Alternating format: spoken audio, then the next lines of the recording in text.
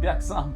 Имах една Лада четворка. В центъра на София закъсахме. Трябваше да направя един избор, дали да продължа да работя или да продължа образованието си. Теория и практика бяха две коренно различни неща.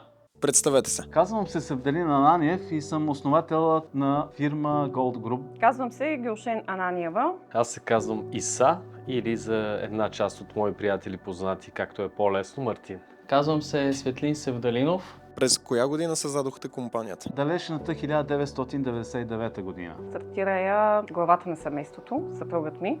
Аз съм шият. 2001 година се включих и аз, когато синът ми беше на 2 годинки. Какво правите в компанията? Предимно отговарям за вноса на стоката. По документи съм търговски директор. Реално съм като Тото Жокер. Управлявам част от продажбите, но като цяло ролята е такава, че сме навсякъде, където има нужда.